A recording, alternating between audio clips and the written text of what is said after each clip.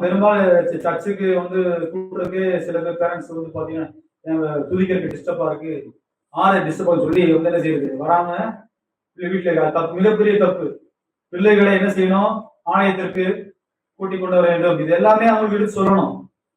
6-9-25 தொடர்ந்து பாருங்க. நீ நல்லா இருக்கணும்னா இந்த வார்த்தையின்படி நாடாய் என்று என்ன செய்யணும், பிள்ளைகளுக்கு சொல்லித்தர வேண்டும். பிள்ளைகளுக்கு தான் போதிக்க முடியும். 20 வயசான போதிக்க முடியுமா? என்ன செய்யணும், 20 வயசு ஆச்சுன்னா பிள்ளையை தான் நமக்கு போதிக்கீங்க. நான் சொல்றது நீ கேளுப்பா அப்படின்னு நமக்கு திருப்பி சொல்லுங்க. அப்போ அந்தந்த வயசுல வந்து தேவனுடைய வார்த்தை வந்து என்ன செய்யணும், பிள்ளைகளுக்கு சொல்லித்தர சிறு வயதா இருக்கும் போதே நம்ம என்ன போதிக்க கற்றுக் கொடுக்க வேண்டும். இல்லைன்னா பாருங்க, அவங்க கதவு கூட்டிட்டு என்ன செய்வாங்க, போன்ல உட்காந்துருவாங்க பேசுறாங்க.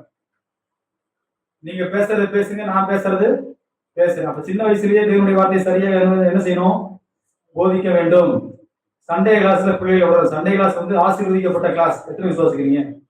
நான் ரசிக்கப்பட்டது உண்மையா சொல்ல போனா சண்டே கிளாஸ். எத்தனை அந்த மாதிரி ரசிக்கப்பட்டிருக்கு பாருங்க, நிறைய கைக்கு போறீங்க.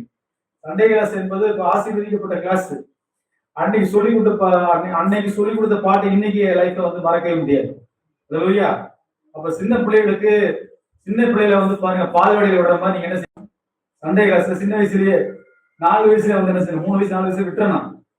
இல்லையா?